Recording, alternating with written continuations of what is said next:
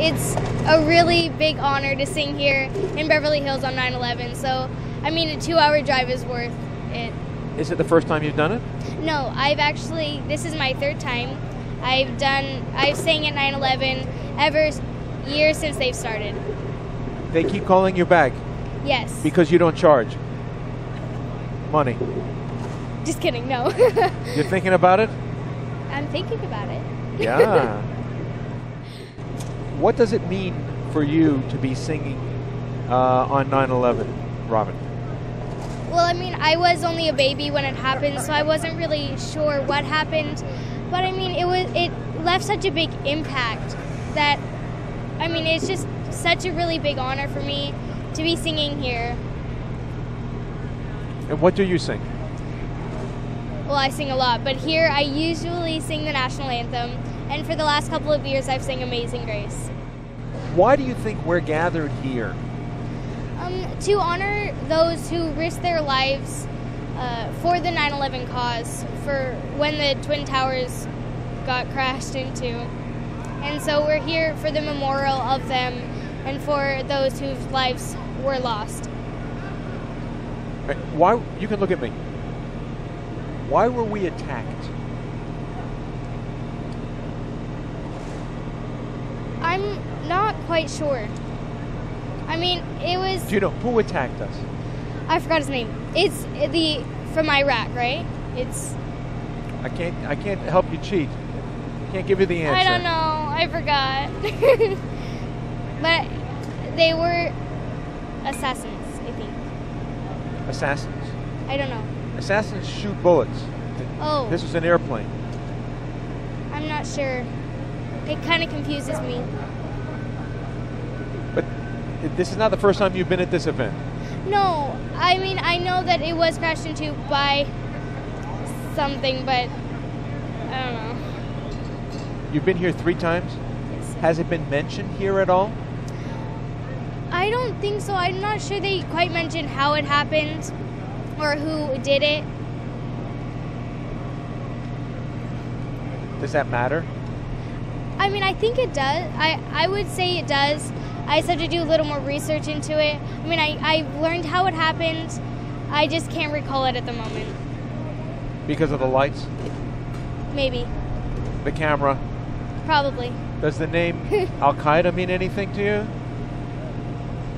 Now that you mention it, I think so. Who is Al-Qaeda? I think he was the person in charge of sending people to crash into the Twin Towers, if I'm correct. And what's the war on terror? I'm not quite sure. I mean, I know they're trying to attack America, but that's all I quite know. What grade are you in? I'm in 8th grade, but I haven't studied that much. Do they not talk about it in social studies? I'm homeschooled, so I do a little bit different work than regular schools. Meaning homeschooled, somebody comes to your house and teaches you, a tutor? Well, no, I usually have books or CDs that I watch, and my mom helps teach me too. And would you learn the same thing through homeschooling as you would in school? I would suppose. But having been to the 9/11 event for 3 years? I mean, I don't know. I didn't learn much about it. I bet after this, will you? Definitely. I want to go home and go research it now. I don't know names and stuff, like who did it. Really? Okay, well, I guess I have some work cut out for me. I really thought I had explained a lot more. Wow. What's your name? My name's Monica French. You're interviewing me. You must be very proud of your daughter. I'm extremely proud of my daughter. As an artist? Yes. As a singer? Yes. How about as a historian? Well, apparently I think we need a little more work. I'm a history buff. I love history. I love all of that, but apparently I haven't done a great job explaining.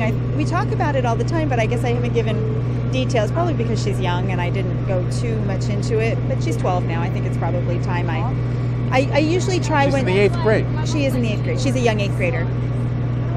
Yeah. Oh, okay. She's a young 8th grader. Okay. But Usually when she performs, we do talk about, like the national anthem, for instance.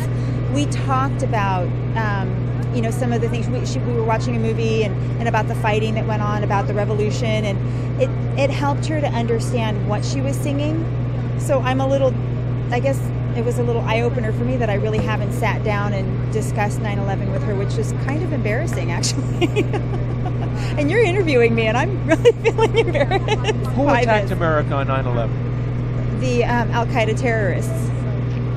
Why? It was in retaliation. What was it retaliation for? I'm trying to remember.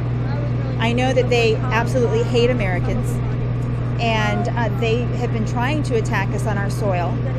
They tried to bomb, I believe, I don't remember when it was, but I remember them trying to bomb the Twin Towers, and that didn't really happen. I know they've attacked embassies.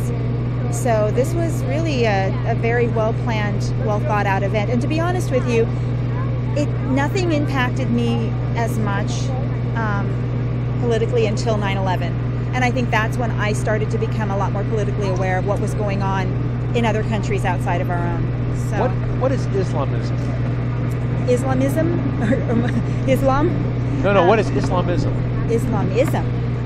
I don't think I've ever heard the word used in that way. In Egypt, for example, you mentioned you're interested in what's going on around the world. Mm-hmm. So when the Egyptian people having a public rebellion against the Islamists in power, what are they referring to?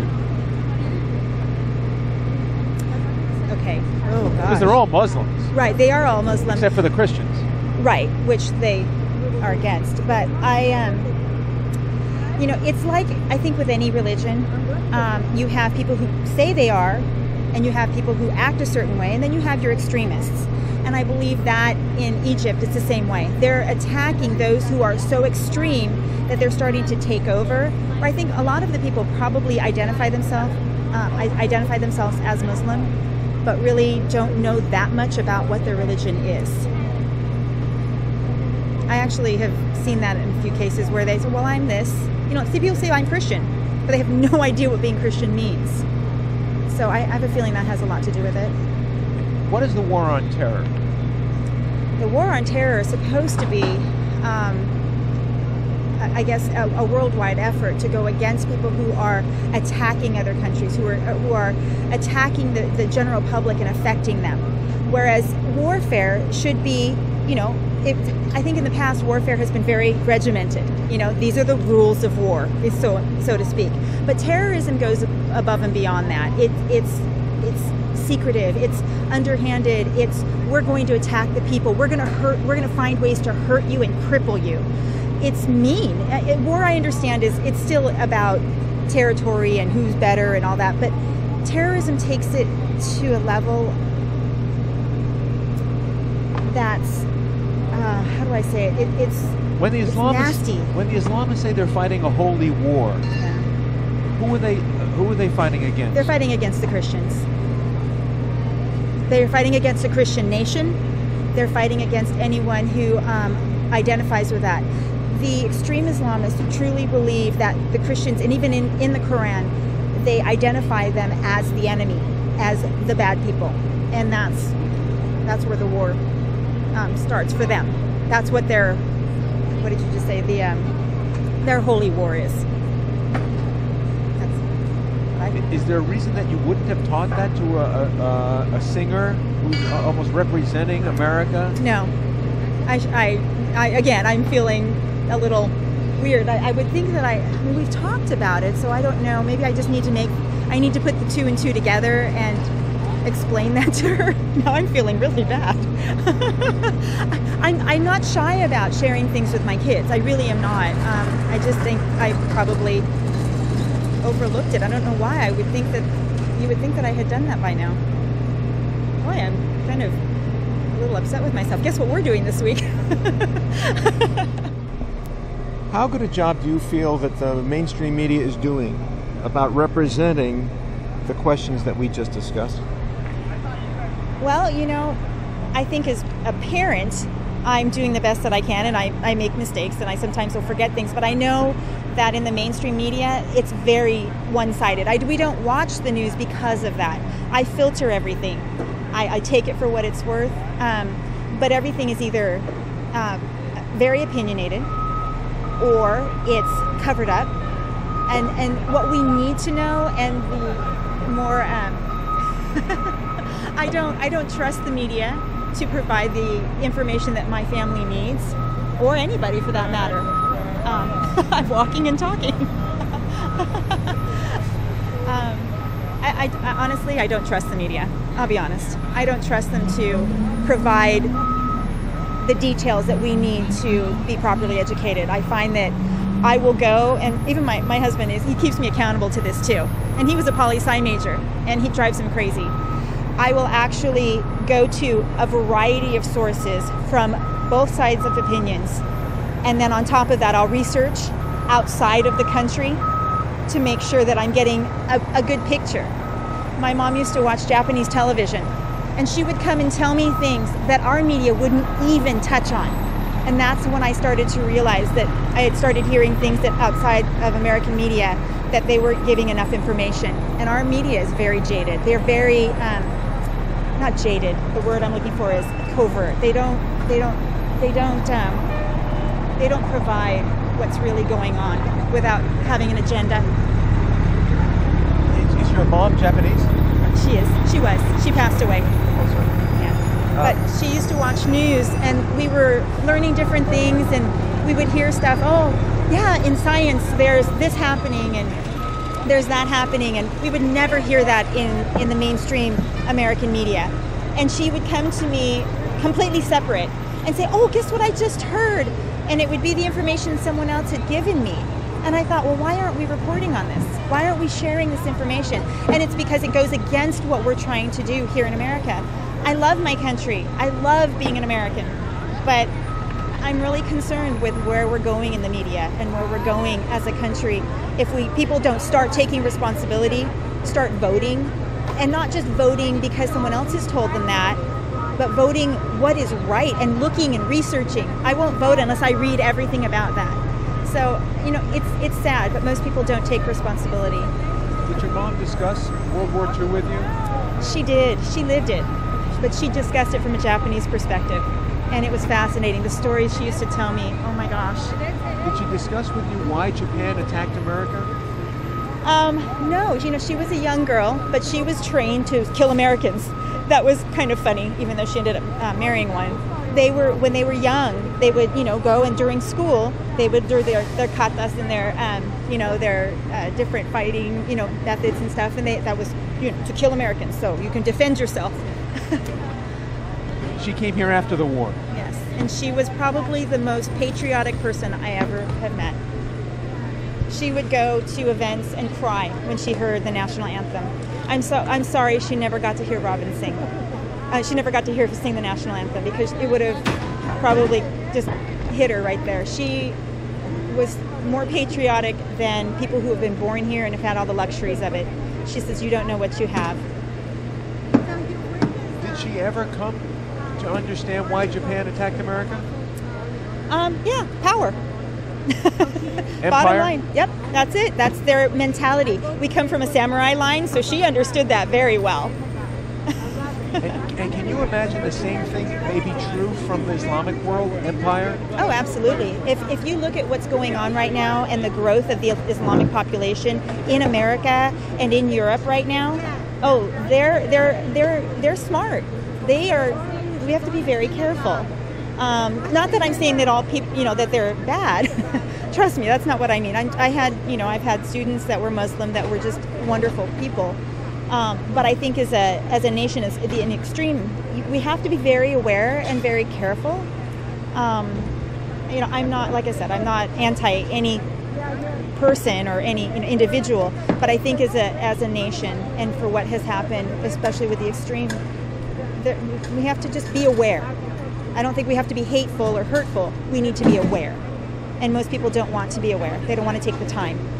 So if you heard that Islamism is an imperial movement akin to fascism, communism, and Nazism, would that make sense to you? Empire? A war for empire? Wow. I never really gave it thought. You know, I wouldn't say covertly. No, I mean overtly. Like I wouldn't say that it's, you know, how the Nazis came in and took over and the Japanese came in and took over. They are again, I mean, overtly they're against the Christians. You know, they have their holy war. I think if that's the case, it's being done a lot more quietly. Meaning that you aren't hearing that's the reason. Right. Yeah, you're not seeing it. I've seen several things about the growth of Islamic populations in these big cities and the suburbs. And so, you know, I think it's something that's definitely worth researching more and looking into more. Because if America hadn't defeated the Axis powers, Germany and Japan, wasn't it their goal to spread their empire to North Absolutely. America? Yeah. Absolutely. You know that. Yes, I do. I do. So that's what I'm saying. We need to be aware.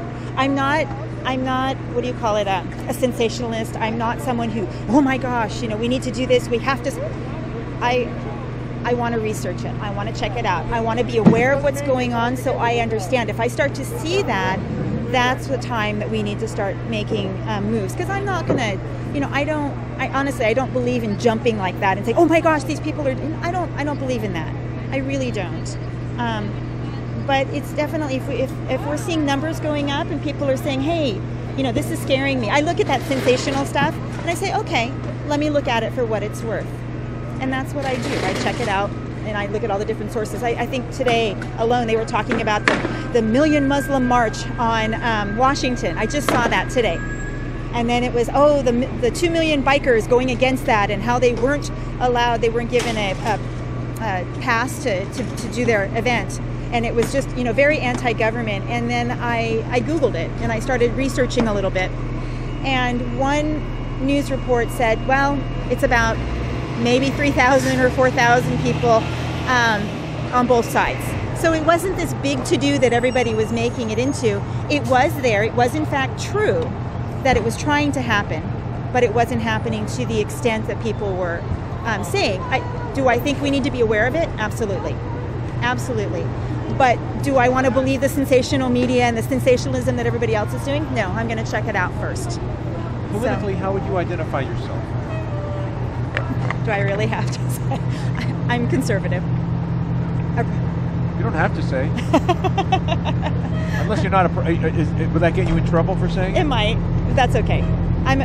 You know what? It's funny because I used to be very socially liberal, and I think as I've gotten older and have researched more and become stronger in my faith, I've really felt a move towards a lot more conservative viewpoints. I tend to believe that I look at everything in a biblical standpoint, and that's me. Are you a conservative Christian? I am. Do you believe in Armageddon? I do. In a second coming, in the rapture, and yes, I do. And do you believe that this prophecy about Syria and Israel, the Holy Land, that the war to end all wars will be fought there? Yes, I do. Are you trying to expedite it? No. I don't try to expedite anything. It's all in God's timing. But nothing surprises me. But I also know that we have a responsibility to act against things we have a responsibility. We can't just sit around saying, well, this is going to happen, so, oh, well. No, we have responsibility. That's why we're here. That's why we're human. We have a responsibility to, take care of things, to educate our kids. Oh, gosh. And also to, to make sure that we're doing what we're supposed to be doing and moving towards peace and moving towards those things. But do I think that some things are inevitable? I do. But I'm going to try to work against, postpone, but it's really not in my timing. But I know that I have to be responsible and do what I have to do. That make sense?